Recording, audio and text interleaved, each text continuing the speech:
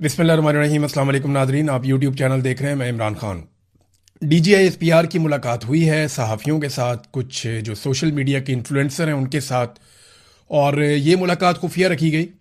यानी सहाफ़ियों को ये कहा गया कि आपने जाकर बताना नहीं है कि आपकी मुलाकात DGISPR से हुई है। रावलपिंडी में ये मुलाकात हुई और यहाँ पे जो चीज़ें डिस्कस हुई, अब आहिस्ता आहिस्ता चीज़ें बाहर आ रही हैं। कुछ चीज़ें फर्दर बाहर आ जाएंगी तो वो भी मैं आपको बता दूंगा।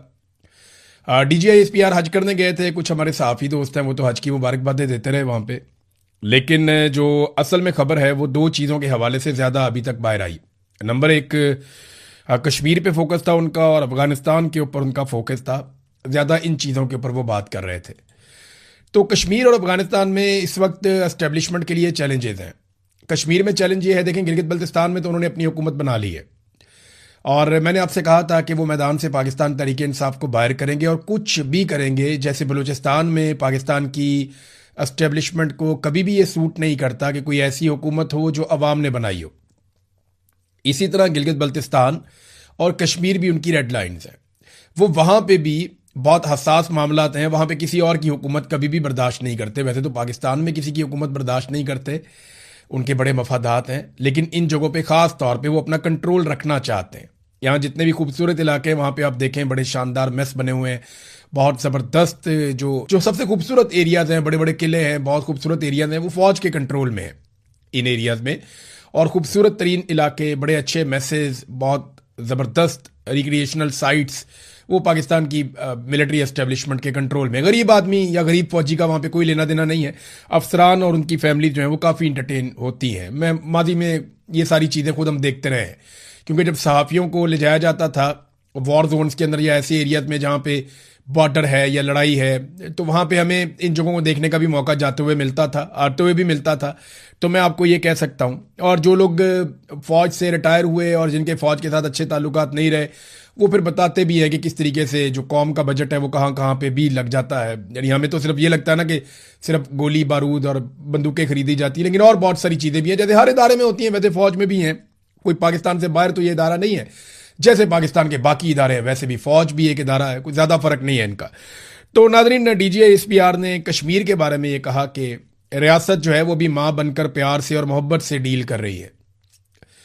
फिर उन्होंने ये दावा किया कि जैसे बलूचिस्तान के अंदर एक बलोच यकजहती कमेटी थी, उसके बारे में एक प्रोपेगेंडा आपको याद है किया गया था कि ये दहशतगर्द हैं सारे, और फिर मीडिया का एक बहुत बड़ा हिस्सा उनके पीछे पड़ गया था। और फिर आप देखें मारंग बलोच हों या बाकी लोग हों, बगैर सबूतों के उनको जेलों में डाला हुआ है। उनके ऊपर कोई केसेस नहीं है, कुछ साबित नहीं कर सके आज तक, लेकिन कई कई महीनों से वो लोग जेलों में बंद हैं।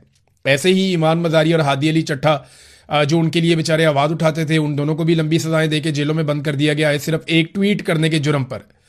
देखिए, जिस अदालत ने ईमान मजारी और हादी अली चट्ठा को सजा दी एक ट्वीट के ऊपर, उसी अदालत में एक जज के बेटे ने दो खवातीन को सड़क पे कुचल के मार दिया। बगैर लाइसेंस के, बगैर कानूनी गाड़ी वो चला रहा था और उसने कुचल के दो खवातीन को मार दिया, और वो एक दिन भी जेल नहीं गया, थाने से ही छुड़ा के उसे घर ले गए।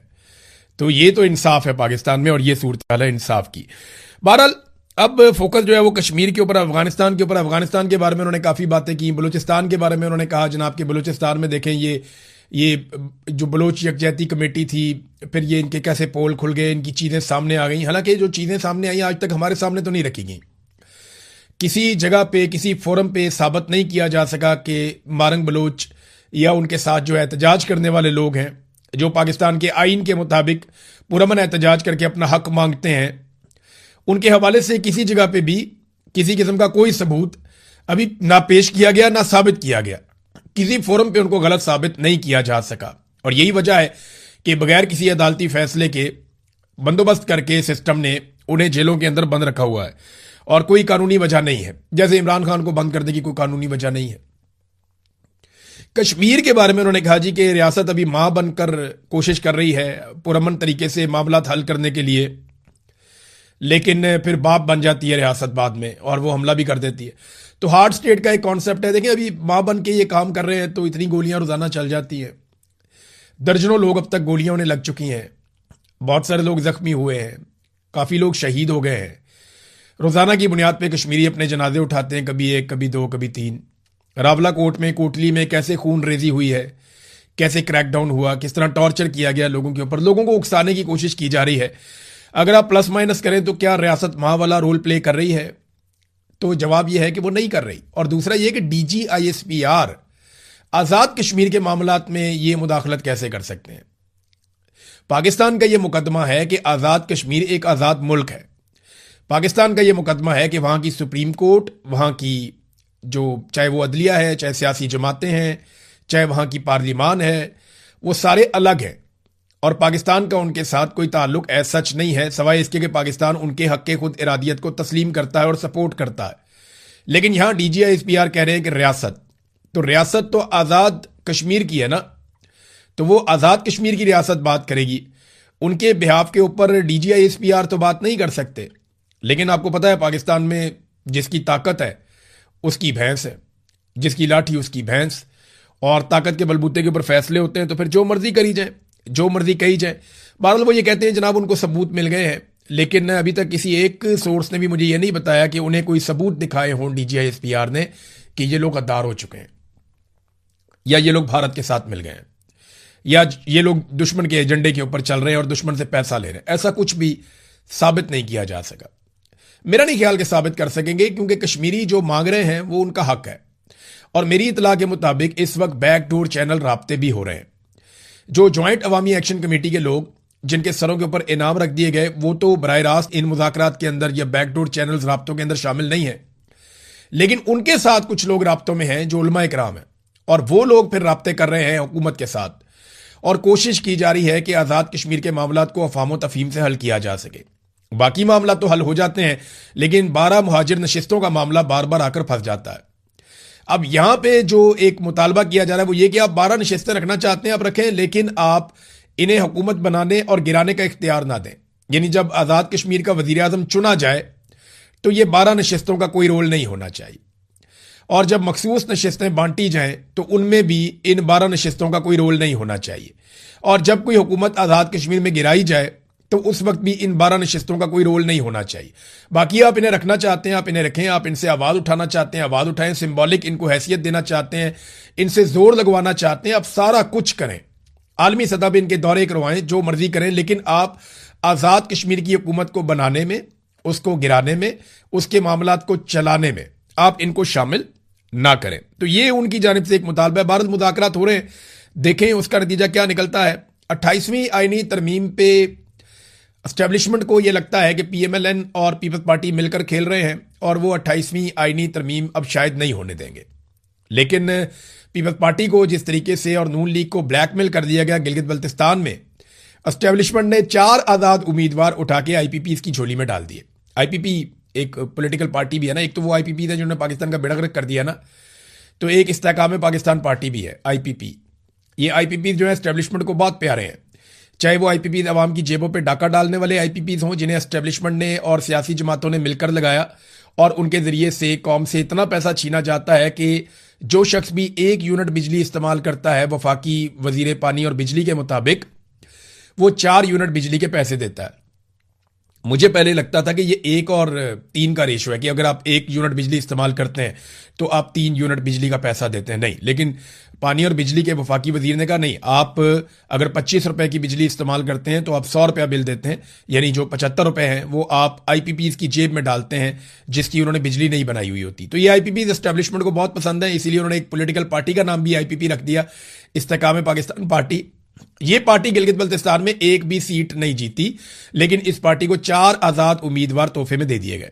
वजह यह है कि 4 आज़ाद उम्मीदवार मिलने के बाद ना सिचुएशन बड़ी मजेदार बन गई। अभी कुछ नशिस्तें हैं 2-3 जिनके ऊपर कंफ्यूजन है, वो फैसला आ जाएगा।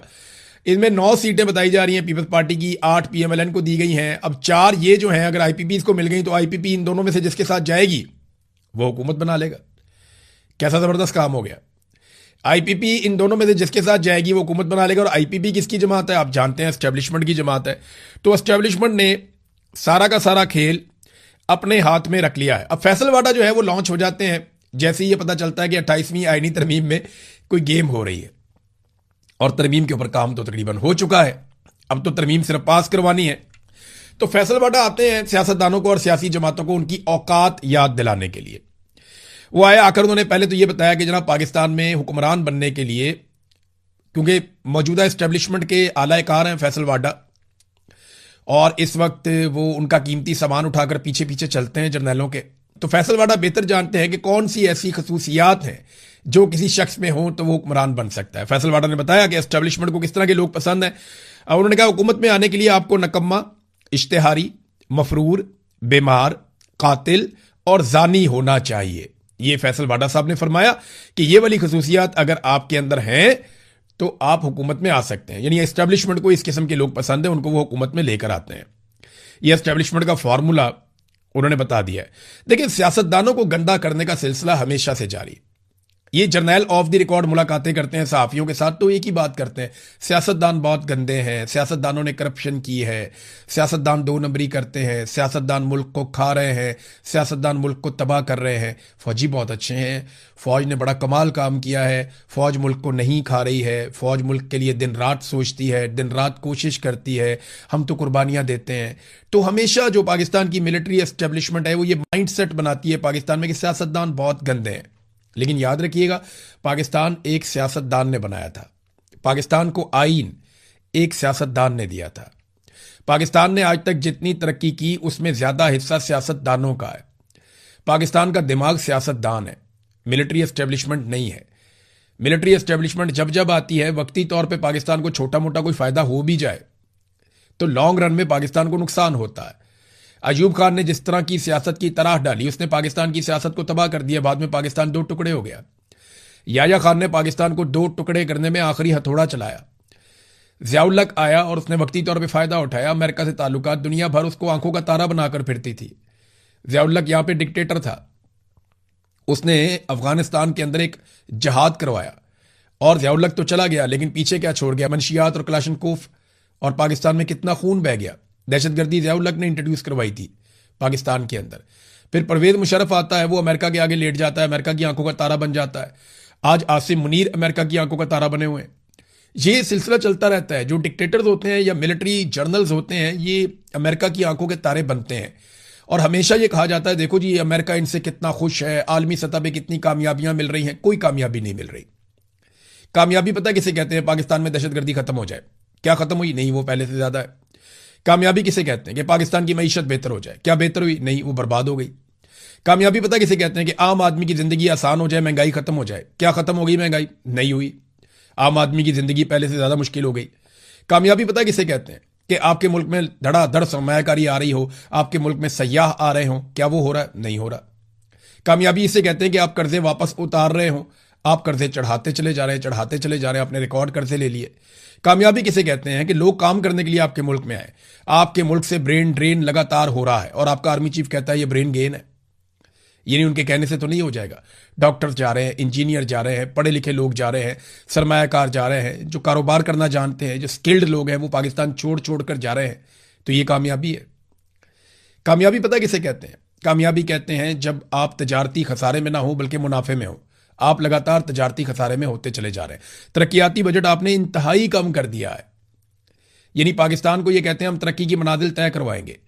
बहुत सारे लोग ये प्रोडिक्शन कर रहे थे 2026-27 का साल वो होगा जब पाकिस्तान तरक्की की सीढ़ियां चढ़ेगा, यहां से पाकिस्तान ऊंची उड़ान की तरफ जाएगा। इस तरह की बातें हमने सुनी थी। चंगी ऊंची उड़ान की तरफ पाकिस्तान गया है, तरक्याती बजट आधे से भी कम कर दिया। ऐसे आप मुल्क चलाएंगे? आपको पता है तरक्याती बजट कम क्यों किया है? आम आदमी जिसको इस बात की समझ नहीं आती, जरा मैं उसको समझा देता हूं आसान अल्फाज में। हुकूमत का काम क्या होता है? हुकूमत का काम होता है कि वो अवाम से टैक्स इकट्ठा करती है और उस टैक्स के जरिए से अवाम के तरक्याती मंसूबों पे काम करती है। और टैक्स का बड़ा हिस्सा तरक्याती मंसूबों पे लगाया जाता है कि कहीं पे बड़े बड़े तालीमी प्रोजेक्ट चल रहे हैं, कहीं पे सेहत के प्रोजेक्ट चल रहे हैं, कहीं पे खेलों के प्रोजेक्ट चल रहे हैं, कहीं पे एनर्जी के प्रोजेक्ट चल रहे हैं, कहीं पे डैम्स बन रहे हैं, कहीं आबपाशी के प्रोजेक्ट चल रहे हैं, कहीं आवाम के लिए बड़ी बड़ी स्कीमें लाई जा रही हैं, रेजिडेंशियल प्रोजेक्ट चल रहे हैं, सड़कें निकल रही हैं। बहुत सारी चीज़ें ना, साइंस में तरक्की हो रही होती है, टेक्नोलॉजी में तरक्की हो रही होती है। तो ये तरक्याती बजट होता है कि जब आवाम से पैसा इकट्ठा करती है हुकूमत, तो फिर वो तरक्याती कामों पर लगाती है। अब इस हुकूमत ने अपने अल्ले तलल्ले तो कम करने नहीं है। इन्होंने तो अयाशी वाले तैयारे भी खरीदने हैं, बैरून मुल्क दौरों पर भी जाना है, फैमिली भी लेकर जानी है, मेकअप आर्टिस्ट भी लेकर जाने हैं, बच्चों को लेकर जाना है, बच्चों के दोस्तों को लेकर जाना है। तो इन्होंने तो अपना इंजॉय करना है, वो तो इन्होंने बंद करना नहीं है। प्रोटोकॉल तो इन्होंने इंजॉय करना है। इनके अपने दफातर के जो बजट हैं वो बढ़ते चले जाएंगे। अपने एमएनएस के फंड ये उनको देंगे। तो ये कहां से जाकर कट लगाते हैं? जो इनके लिए आसान तरीका है वो क्या?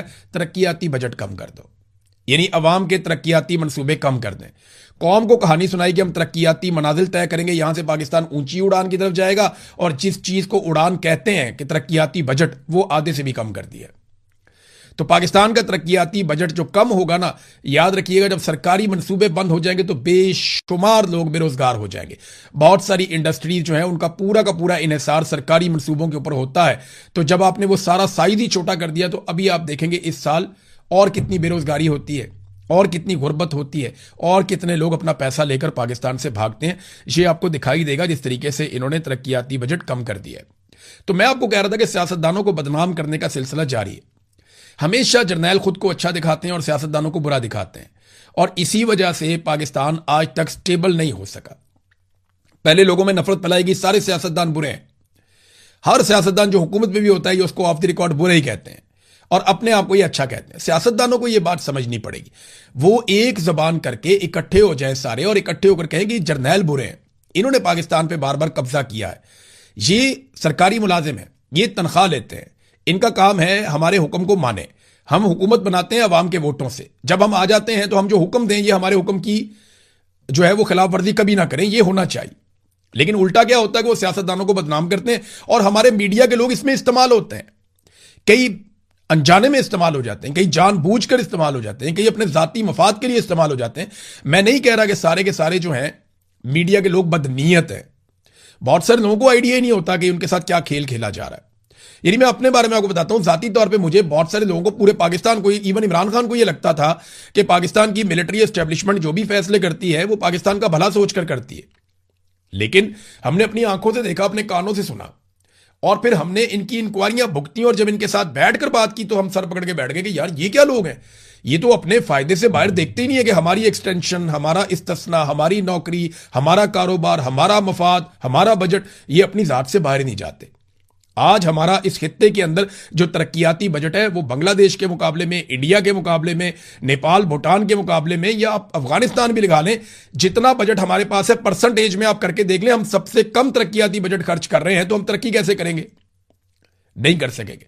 हाँ, सिर्फ ये है कि हमें आलमी सतह पे सालसी करनी है, बड़े बड़े लोगों की मीटिंग्स के अंदर जाकर बैठना है, और काटन वाले कपड़े पहन के, जैसे कोई बंदा बहुत गरीब घर का होता है ना, उसके घर के अंदर भूख होती है, नंग होती है, परेशानी होती है, लड़ाई होती है, फसाद होता है, और वो शाम को काटन वाला सूट पहन के चौधरियों की महफिल में जाकर बैठ के चौड़ा हो जाता है कि जनाब मेरी तो बड़ी इज्जत है, और घर के अंदर कुछ नहीं होता।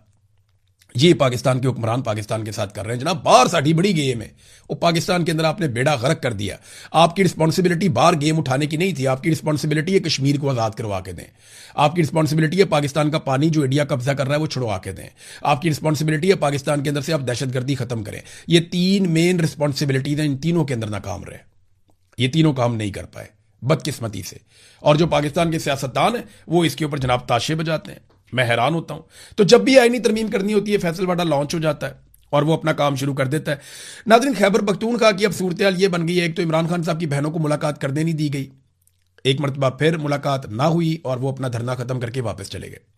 10,000 बंदा लाने का दावा किया गया था पाकिस्तान तहरीक इंसाफ की जानिब से, लेकिन 2,000 बंदा टोटल, मुझे जो सहाफ़ियों ने बताया कि 2,000 के करीब बंदा टोटल पहुंचा था, और वो भी कोई आ रहा था और कोई जा रहा था, और एक वक्त में 1200-1500 के बीच में लोग मैक्सिमम इकट्ठे हुए होंगे।